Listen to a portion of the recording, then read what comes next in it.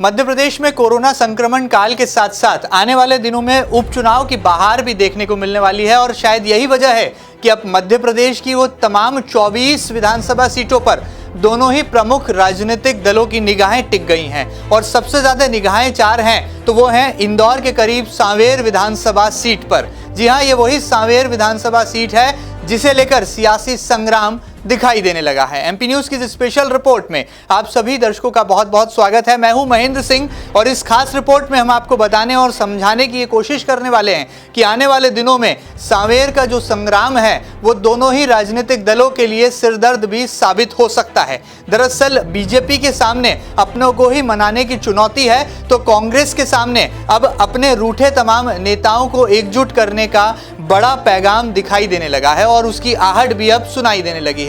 शायद यही वजह है कि जैसे ही प्रेमचंद गुड्डू की कांग्रेस पार्टी में एंट्री हुई है तो बीजेपी से ज्यादा खलबली कांग्रेस पार्टी में ही दिखाई दे रही है। बहरहाल सांवेर का संग्राम क्या आने वाले दिनों में कांग्रेस में बिखराव लेकर आएगा या भारतीय जनता पार्टी में नित नए समीकरणों को जन्म देगा? और सबसे अहम बात, क्या सांवेर की जनता तुलसीराम सिलावट जो कि वर्तमान की शिवराज सरकार में जल संसाधन मंत्री हैं उनके साथ जाना पसंद करेगी या बीजेपी का दामन छोड़कर फिर एक बार कांग्रेस में आए पुराने प्रेमचंद गुड्डू के साथ अपनी राह को तय करेगी? तमाम जानकारियों को लेने के लिए जुड़ते हैं एमपी न्यूज के कॉरेस्पॉन्डेंट संदीप मीणा से। संदीप, क्या सियासी समीकरण इन दिनों जन्म ले रहे हैं और कांग्रेस में इन दिनों टेंशन का माहौल आखिर क्यों दिखाई देने लगा है?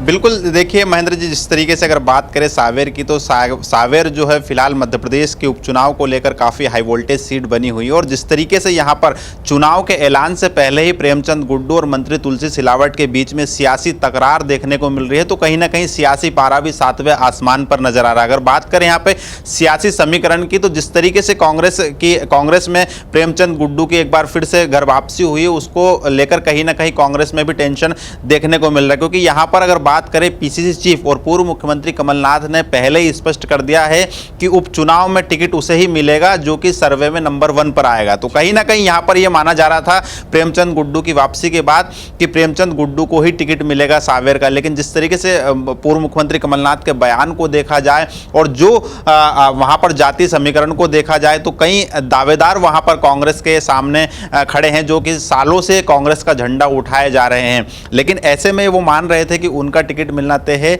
लेकिन जैसे ही प्रेमचंद की गुड्डू की एंट्री होती है कांग्रेस में तो कहीं ना कहीं सियासी खलबली मचना लाजमी है क्योंकि जिस तरीके से यहां पर बात करें तो तमाम दावेदार जो है बार बार यहां पर दावेदारी कर रहे हैं। जाति समीकरण की बात करें तो वाल्मीकि समाज भी लगातार दावेदारी जता रहा है, टिकट की मांग कर रहा है। तो ऐसे में यहां पर अगर देखा जाए तो जो प्रेमचंद गुड्डू है महेंद्र जी, वो अभी तक कांग्रेस ज्वाइन करने के बाद ये सुनिश्चित मान रहे थे कि उनको उपचुनाव में टिकट मिलेगा। ऐसा अभी फिलहाल नहीं लगता है क्योंकि उनकी राह आसान नहीं हो रही और सर्वे होना है तो कहीं ना कहीं यहां पर देखा ना होगा कि क्या प्रेमचंद गुड्डू की नैया वाकई में पार लगती या फिर सर्वे के आधार पर ही जो नंबर 1 पर आता है उसे टिकट मिलता है। चलिए, यहाँ पर अगर नामों की हम बात करें तो कई ऐसे नाम हैं जो कि राजधानी भोपाल में दस्तक दे रहे हैं। पूर्व सीएम कमलनाथ से कई समाज के प्रतिनिधिमंडल और इन नेताओं ने भी बाकायदा मुलाकात की है और इस मुलाकात की कई तस्वीरें जो हैं वो इन दिनों सोशल मीडिया पर वायरल भी हो रही है जिसे भली भांति देख रही है सांवेर की भोली भाली जनता। यदि हम इन नेताओं के नामों की फहरिस्त पर नजर डालें तो इनमें वो नाम हैं जिनमें मुकेश झांझोट का नाम है, इसी के साथ साथ राजेंद्र मालवीय का नाम है, दयाल चौहान एक नाम यहां पर निकल कर आ रहा है, शिव घावरी का वो नाम है। ये वो नेता हैं जो कि कहीं ना कहीं विरोध का स्वर बुलंद कर रहे हैं या फिर कहा जाए अपनी दावेदारी जो है सांवेर की हॉट विधानसभा सीट को लेकर जता रहे हैं। तो क्या ऐसे में देखा जाए कि इन तमाम नामों के सामने प्रेमचंद गुड्डू ही वो चेहरा है जो कि सांवेर की पॉलिटिकल फ्रेम में बिल्कुल फिट बैठता है? और यदि तुलसीराम सिलावट की बात करें तो उनके सामने जो बड़ी चुनौती है, जिस तरह से अब तो पूर्व विधायक रहे और अब तो बीजेपी के जिला अध्यक्ष बना दिए गए डॉक्टर राजेश सोनकर, क्या उनके साथ पूरी तरह से खड़े रहेंगे? बीजेपी के ही यहाँ पर नेता सावन सोनकर क्या उनका साथ निभाएंगे? और भी कई एक धड़ा है बीजेपी का जो क्या लगातार जो तुलसीराम सिलावट का कांग्रेस में रहते विरोध करता नजर आया था, अब वो बीजेपी में आने के बाद तुलसीराम सिलावट के साथ खड़ा नजर आएगा। तो दोनों ही नेताओं के सामने, कहा जाए दोनों ही चेहरों के सामने चुनौतियां बराबर की हैं, सिचुएशन 50-50 की नजर आ रही है। तो क्या दोनों ही नेता इन चुनौतियों को पार करके जनता की दहलीज पर दस्तक दे पाएंगे? क्या लगता है संदीप इस तमाम समीकरणों को लेकर?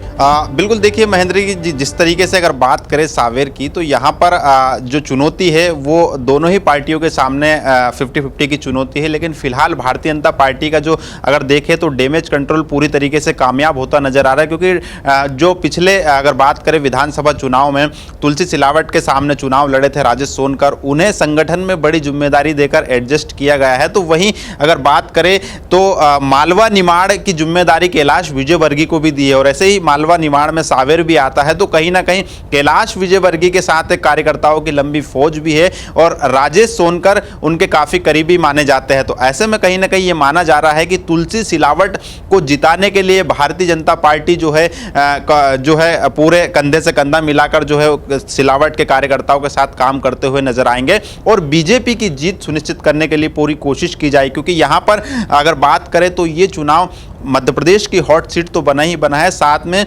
बीजेपी और ज्योतिरादित्य सिंधिया की प्रतिष्ठा का सवाल भी बनी हुई है। यहाँ पर कांग्रेस की पूरी कोशिश की जाएगी, कांग्रेस की पूरी कोशिश होगी कि इस सीट को जीता जाए और प्रेमचंद गुड्डू भी यहाँ पर कोशिश करेंगे बीजेपी को हराने के लिए, भले ही वो चुनाव लड़े या न लड़े। लेकिन जिस तरीके से यहाँ पर एडजस्ट किया गया है, तुलसी सिलावट को पहले ही मंत्री पद दे दिया गया है, तो कहीं ना कहीं यहाँ पर कांग्रेस के जो उनके समर्थक है जो सिंधिया तुलसी सिलावट के साथ सालों से काम कर रहे हैं, तो कहीं ना कहीं वो भी बीजेपी के साथ जो है काम करते हुए नजर आएंगे। तो कुल मिलाकर हम कह सकते हैं महेंद्र जी कि फिलहाल यहाँ पर राह दोनों पार्टी के लिए आसान नहीं है। लेकिन जिस तरीके से संगठन में जिम्मेदारी देकर राजेश सोनकर को एडजस्ट किया गया है, तो ये माना जा रहा है कि भारतीय जनता पार्टी में जो है चुनाव संगठन लड़ता है। तो यही वजह है कि बीजेपी पूरी ताकत के साथ इस चुनाव को जीतने की कोशिश करे। कांग्रेस की बात करें तो कांग्रेस की क्या रणनीति आपको यहाँ पर दिखाई दे रही है फिलहाल?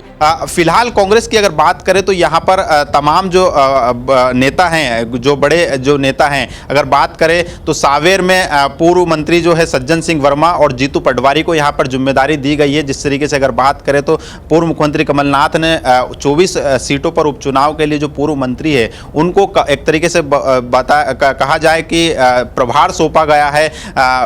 आगर की बात करें तो यहाँ पर आगर में जयवर्धन सिंह को प्रभार सौंपा गया है। तो तमाम सीटों पर पूर्व मंत्रियों को प्रभाव सौंपा गया। तो यहां पर अगर बात की जाए सावेर में तो जीतू पटवारी और सज्जन सिंह वर्मा पूरी ताकत लगा रहे हैं। लगातार बैठकों का दौर जारी है, कार्यकर्ताओं से चर्चा की जा रही है। तो कुल मिलाकर हम कह सकते हैं कि कांग्रेस की रणनीति भी कोई कम नहीं है। कांग्रेस भी फूंक फूंक कर कदम रख रही है, क्योंकि जिस तरीके से बात की जाए 2 साल जो 2 लाख की कर्ज माफी का मुद्दा था, जिस तरीके से कमलनाथ सरकार ने 15 महीनों के समय में जो काम किए थे, उन कामों को जनता के बीच में ले जाने की कोशिश की जाएगी। और जो 22 विधायकों ने इस्तीफा दिया है, तो कहीं ना कहीं उस मुद्दे को भी जनता के सामने भुनाने की पूरी कोशिश की जाएगी। चलिए, बहरहाल यहाँ पर अब भविष्य के गर्त में छुपा है कि सावेर का संग्राम आखिर कौन जीतेगा। लेकिन फिलहाल 2 चेहरे जो कि सबसे आगे प्राथमिक तौर पर सियासी फ्रेम में नजर आ रहे हैं, वो तो 2 चेहरे हैं तुलसीराम सिलावट के और प्रेमचंद गुड्डू के। बहरहाल यहाँ पर विरोध अपनी जगह है, वो फिलहाल संगठन की बात है या कहा जाए राजनीतिक दलों के